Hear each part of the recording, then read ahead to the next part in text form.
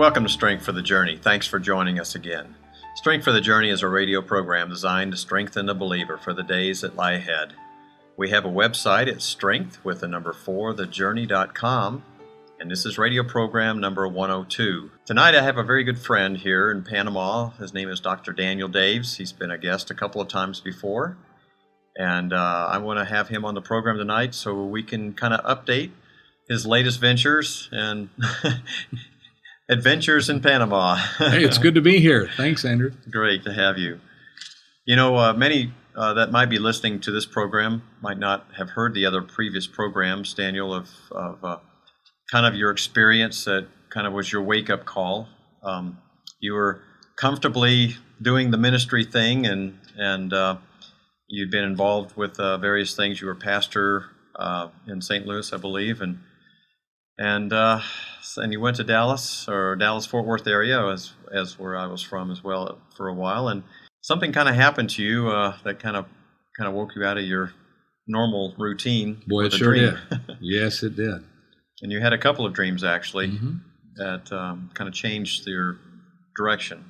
Yes, and you know, I had been in pastoring for 20 years, and but had gone to Dallas, Texas, moving on forward past pastoring and moving on to the mission field. So we were in Dallas, and I was flying out doing missions work and different conferences, leadership conferences for pastors, and just living the dream of my calling. It was wonderful, and I had had some dreams in the past in my ministry years.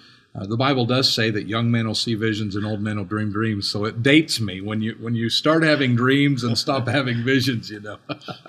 But I had had a dream that actually moved me to Dallas, Texas, and it was very successful. And I just want to say that for anyone who maybe has had a dream before and they wondered, is this from God, or maybe people who've had many dreams. You know, God He'll give you a dream and then He'll prove it, and it starts building your faith that this is really from God. You know, and I had had some dreams in the past that were very much validated, and I very much trusted and knew when that dream came, I knew it wasn't pizza from the night before. I knew that was God, and so I was living the dream in Dallas, Texas, and getting ready actually to go do a pastor's conference the next morning. And that night, I had a dream that woke me up suddenly. I'm sweating in the bed, and my wife said, "What's wrong?" You know, and I'm sitting straight up and can't figure out, am I in reality in my bed, or was I in reality where I was in the dream? It was so real.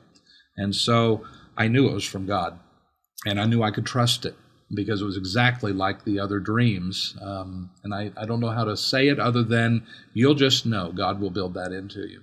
And it was very scriptural as well. But you can go back, we've interviewed a couple times, and you can go back on Strength for the Journey and listen to the dreams, because instead of talking about the dream night, we want to kind of move on to what the dreams kind of evolved into where you are today, that it kind of made you realize it was time to leave the States, and you went to Costa Rica for several years. Yes. And then it just was, I guess God just had it.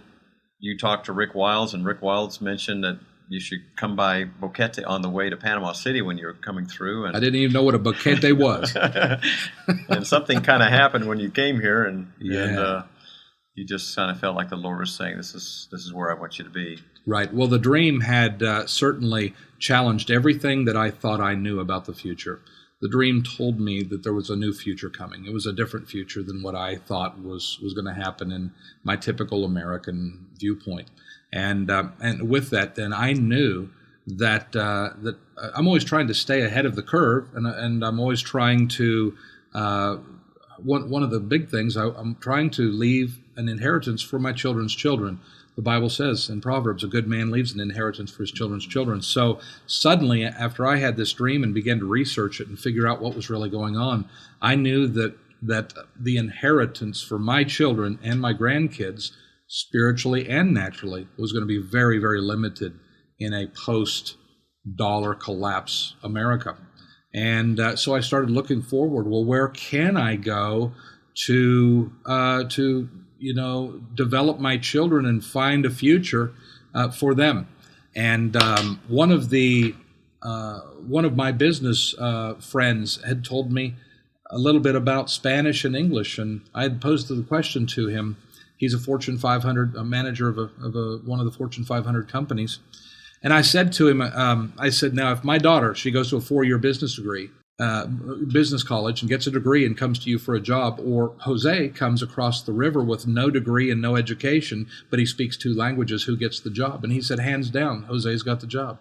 I said, that's not right. That's not fair. And he said, life isn't fair. We need connection. We need languages. And you must know 2, preferably 3 languages in the next 10 years if you want any job of significance. I went, oh no, my children are sitting in a Dallas school. They've taken Spanish for 3 years and they can't order a taco in Spanish because they don't need it, And I thought, we need to get these children in what's going to be the largest conversational language on the planet in the next few years. It will bypass English, maybe not in business, but in conversational. So we said, we got to get to Latin America. The doors opened in Costa Rica. We've got friends there, and we help them in ministry. So we moved there and started the process. And what's interesting is that the Lord spoke to me when I was in the States back in 2012 before we moved here, and he said, your future's not here. And I realized if my future wasn't there, then my children's future wouldn't be there either, because they're like my future. Yes. And so it inspired me to make a difficult choice to leave my comfort zone, as I know yours wasn't very easy either. But then once you made that jump and you've made that transition, then you realize, you start seeing the hand of God move where you are and confirming that you made the right choice. But he kind of continually evolves this venture. A total transformation of the way you think and the way you see things. And we realize once you get out of what I call Oz, once you get out of Oz, the rest of the world doesn't operate like Oz. It operates in true finance, and many times it operates in the true kingdom principles. It's easy to live in a nation when you can just print the money you need and live in the system of debt. It's very easy, but you want to live a true life of faith, get out in the real world where you have to make an honest dollar to pay for an honest meal. And some of the things that I started learning in Latin America was how the real economy works in reality. And as I'm praying and working with the ministries in Latin America, I had a word from the Lord. He spoke to me a couple of things. The first thing he said in Latin America to me was, I want you to build an ark of safety to protect your faith, family, finances, and future. Well, I wrote that down. It was during a worship service in the church that we were going to, and I wrote that down and thought, man, I'm going to have to really study what I just heard, those words. Mm-hmm. I started studying, and I went back to the Ark of Noah and started studying how it was made, the 3 levels, 1 door, 1 window. What was it made out of? What was it covered in? How big was it? What was its purpose? And I realized that God was calling me to begin preparing for a different future, because something was coming that was going to change and alter mankind's course. So I began studying that and working towards a 3-pronged or 3-level investment strategy for the future, for my children, grandchildren, and I teach that everywhere I go. And so there's 3 levels in the ark, and I believe we need to have short, medium, and long-term understanding and be moving in all of those realms at the same time for a successful future. As a believer, it's our responsibility to understand these things, and we're the ones that God wants us to be successful, so we can help people on the other side once these things change. So I heard that. I also heard another thing about a year later. The Lord spoke to me. Once I understood that food was the greatest short-term investment that you could make, then the Lord spoke to me and said, I want you to seize control of food at the root level. Seize control of food at the root level. Well, I wrote that down. It was during a worship service. And that's where I hear a lot of these things.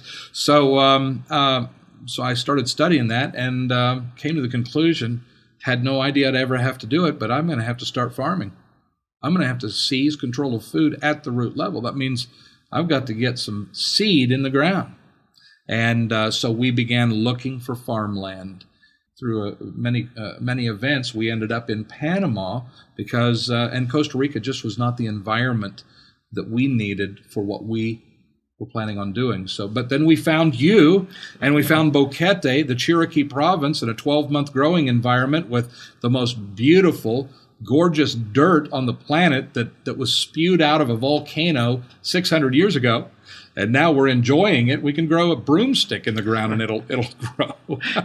It's amazing.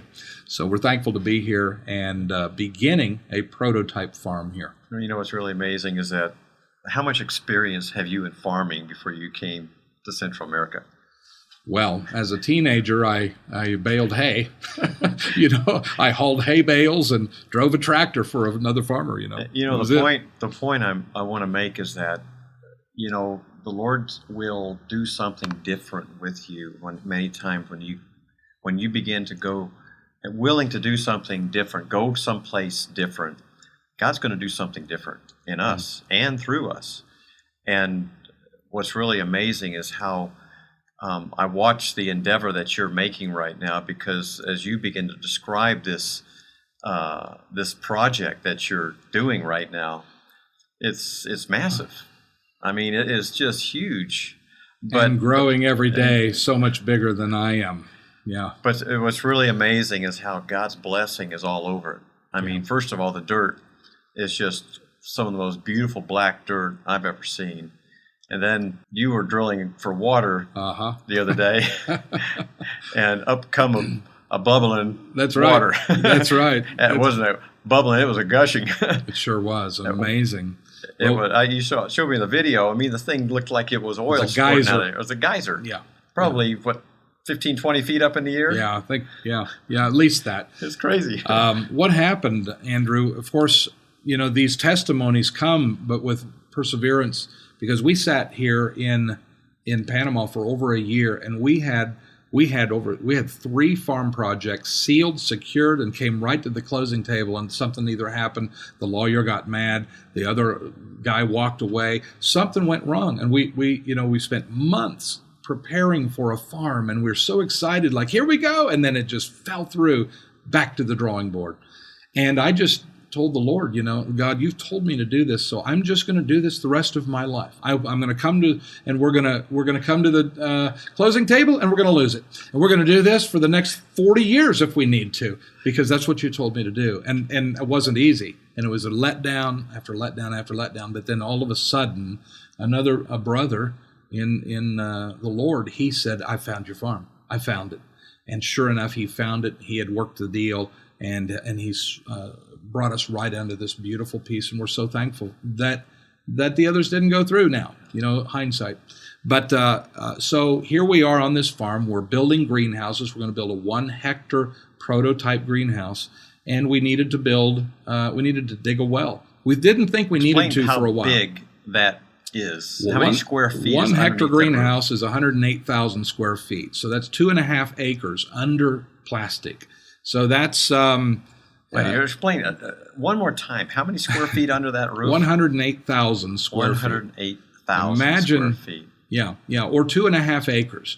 So think about 2.5 acres and then one big building sitting on top of that, and that building just happens to be growing food. And this is your prototype. Yeah, it's the prototype, and it's big.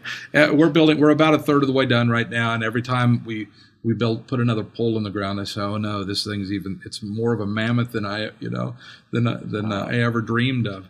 But so we brought the well company out, and the guy found the water. He said, I think water's right here. The way everything looks, this is where you need to drill. So I said, well, how much are we going to get? I need a lot of water. And he said, well, we're trying to get you 30 or 35 gallons, but we can't promise anything. And I said, no, I need more than 35. And I just really felt like the Lord told me, no, more, and I just felt that way. So we were joking around with him. He was the head honcho. And I said, well, I'll bet you $1 that we're going to get more than 35 gallons. And he laughed and said, okay, fine. So he pulled his dollar out. I pulled mine out, and I said, we're going to get more than 35, And he said, I don't think so, but okay, So sure enough, they're drilling down, and the employees are saying, and there's water coming out of the hole while they're drilling, and they're saying, this is not 35 gallons. This is a lot more. And I said, how much? And they said, this might be 80 gallons. So we're like, yes, high-fiving each other. 80 gallons. This is awesome. This sounds like God. And no wonder God reserved this property for us. Well, then they did this test, and they hit the well thing, and it shot this water up like a geyser, like you had seen. And all of the guys were there with their hard hats and their clipboards and shaking their heads like, no. And I said, what's this mean? What is it? And the guy said, that's 150 gallons per minute. And he said, it's not possible in this area. We've never, ever hit more than 30 or 35 gallons. And so we got a 150-gallon registered well right here on this property. It's like 55-degree water coming out of the ground. Yeah, something like that. It's at that geothermal. It's liquid earth cooled, 53.5 degrees or something like that, which speaks to me. I need to be growing trout. Yeah, dig a little pond. Wow. Yeah. Wow. So it just shows you though that you just keep following the Lord's leading and you don't quit. He told you to do something, you just keep doing it because He told you to. Yes. And God's looking for overcomers, not for quitters. And this is a part of the process we're all going through, is when we're discouraged and we want to quit, we don't. If the Lord gave us a word, you got to keep marching. Yes. And because the blessing is on the other side. It's not, you got to get through the Red Sea. Manna doesn't fall until you cross over. Right. And I think people's blessing, if anybody listening right now is wondering where your blessing is, it's when you overcome. He that overcomes, all those things were granted, in the book of Revelation, and we have something to overcome if we're going to be overcome. It's not easy. It's not easy, and it's the life is filled with day by day trials and testings, and just got to pull your big boy pants up and say, I'm going through this thing. I was always known, I was a very misdirected young man in my teen years, but I was always known as the bull-headed boy. My parents, you are so bull-headed. Well, I'm a bulldozer. And God is using that now. Just put the blade down and keep going. Just put your head down and say, look, this is where the Lord said go. And until He says stop, we're going to go through whatever we have to go through. Well, tell a little bit about the purpose of growing this much food. Sure. The Lord kind of gave you a word that to provide for the future. And it's not just, obviously, you're not just providing for your family. This is not like a little backyard garden. Sure. So what is the vision? Explain a little bit how the Lord's kind of giving you a vision beyond just your immediate needs in your family. Right. Well, since I was 19, 20 years old, God got a hold of me, and I played guitar and played music, and I ended up down in Mexico and Puerto Rico in 1 year, and I saw children living in tin shacks and dirt floors and rummaging through the trash to find a meal. And that haunted me until I finally said, okay, I'm going to do something about that. I might not be able to do much, but I'm going to do something. And so from those days forward, I've always tried to do something. And that something has grown. God's just built it through the decades to where, and we're still a small organization, but we feed widows and orphans. In the book of James, pure and undefiled religion is to keep yourself unspotted from the world and to feed widows and orphans in their distress. So if you find one that's in distress, it's the best thing you could do to get close to the heart of God is to take care of that widow and orphan. Those are the two groups of people on the earth that God has made a promise to that we can help fulfill. He said, I will be a father to the fatherless, and I will be a husband to the widow. And if we will help him to get supplies to his wife, his wife that he's the husband to, and to his child that he's the father to, he will open the gateway, and he will pour out the blessing if he knows you're the conduit to get it. So get it to them. So I've just always done that. Teams, my family, we've always been involved in just feeding the poor. And our organization, we'd work real hard in the past. Let's say a decade ago, we'd work real hard to try to get a couple semi-truckloads of food per year donated so that we could give them out in a park outreach or something like that. And then we were always raising cash for boots on the ground in Philippines, Africa, Mexico, and trying to help the local grassroots churches to do their feeding projects. And all of a sudden, I'm out here in Latin America, and all of these doors are opening, and there's ability to grow food. Now, 1 hectare of greenhouse, a greenhouse is a perfect Garden of Eden growing environment. It's like it's going back to the Garden of Eden. It's protecting the plant. You literally knock out 90% of the plant's enemies just by covering it with a greenhouse. And what I have found is that a 1 hectare greenhouse will grow at least 400,000 pounds of peppers or 800,000 pounds of tomatoes. Double that in 1 year. 2.5 acres. I could never do that in my dad's garden when I was a kid, that much. But in a greenhouse growing environment, if you'll take care of that plant, it will take care of you. And the yields are just phenomenal. So if I were to grow a hectare of tomatoes, that's 800,000 pounds. That's 20 semi-truckloads a year of tomatoes, when we used to struggle just to find 2 semi-truckloads of various food products to give away to the poor. So here we are now at the root level. We can grow multiplied times more and have full control over it, rather than just hoping for a donation from a corporation who's got some food getting ready to go bad. They need to get rid of it. Wow. One thing I've learned recently is that many times people are waiting for God to do something, maybe a big project, and I feel like the Lord was speaking to me recently, and it's like, what's in your hand?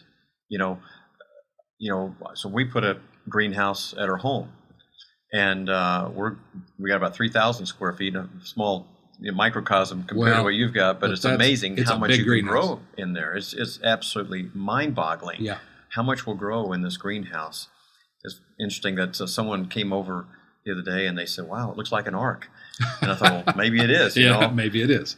And I think that if more people would, and I was just talking about this we have a Sunday night service here, and my topic was the ability of multiplication. And if you have a seed in your hand, say a tomato seed, that seed, let's say it's a cherry tomato seed, you can get easily 200 to 300 tomatoes. No problem off a plant like that, and it has about 50 seeds. So you're looking at potential. If 1 seed can turn into 10,000 seeds. And if you look at that times 1 generation of that 1 seed is 10 million seeds. But the problem is it's only 1 seed unless you plant it in the ground. But if you plant it in the ground, it multiplies. And I see so much an analogy about our life. The Lord's waiting for us to plant our life in the Lord and die to ourselves and do what He wants and be obedient. That act of obedience in our life can multiply many, many times over in other people's lives, because obedience can replicate other obedience in other people's lives, and I think just whatever it is God tells us to do can be that seed that can multiply in the ground, not only in our lives and be fruitful in our lives, but it can be fruitful in other people's lives. And the seed's inside the fruit. So we have to have fruit in our lives if we want to replicate in other people's lives. And they're all looking for the real thing.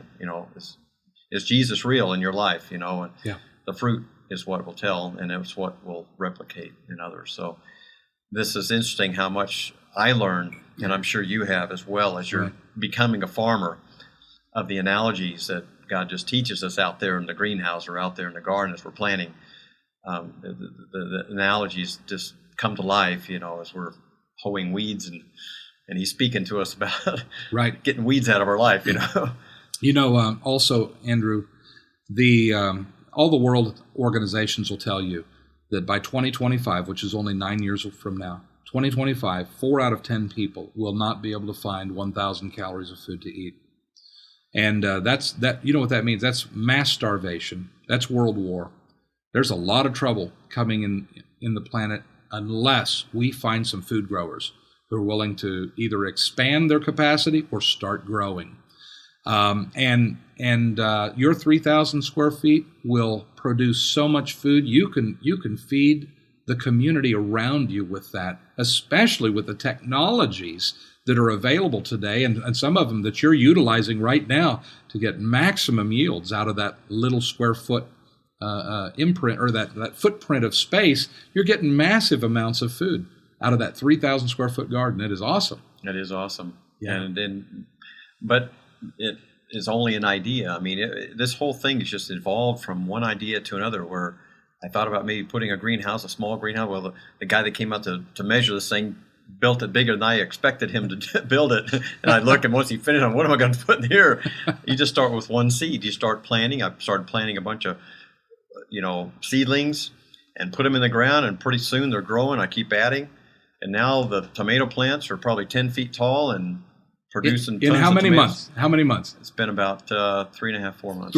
I'd say just... No, it's just around Christmas time that they went in the ground. So since Christmas time, and here it is, the first part of March. Okay, so they're 10 feet tall. You're under 90 days, and you got a 10-foot tall tomato plant. Think about that, folks. 10 feet tall and just bearing fruit like crazy. Yeah. Wow. It just shows you if our heart's the right soil, what can grow in us. I mean, if the right and growing environment is right, I've never seen anything like this in my life. It's like a Garden of Eden inside that greenhouse. It's been mind-boggling of I've never been able to grow what I'm growing right now. Yes. Well, and then we walk outside the greenhouse over to your outside tomato plants, and your fence posts are growing. It's true. Everything grows here. It's amazing. Everything grows. Well, tell us a little bit more. We have a little bit of time left. Tell Sure. us about the website that you can go to see a little bit more of what you're doing. Sure. What's the name of the organization? Well, if you just go out to Facebook, you can find us under Global Food Providers. And remember, we're just doing a 1 hectare prototype right now, but we plan to expand further in the future. And our real expansion is not going to be in what we personally build, although we will probably be building for a while. Our real expansion is coming now that we said yes and started doing this. The Lord brought what I think is phase 2 of his plan, which I didn't even see it coming. He hit me, he sideswiped me with this. But we've run across organizations that are building churches. They have church planters who are starting 200, 300, 400 churches a year. They are doing phenomenal things in India and around the world. And they have asked us to help them, to help teach church planters how to not only start a church, which they've already taught them how to do that, but to build a greenhouse to feed the poor in these poor areas of India, Africa, Afghanistan, Pakistan, all of that. So this prototype is important so that we can teach church planters. How exciting. And again, your website too is drdanieldaves.com? drdanieldaves.com. That's it. Gosh, thanks, Daniel. Appreciate you being on the program, and thank you for listening on the program too. This is, again, our website is strength4thejourney.com, and we'll see you next time.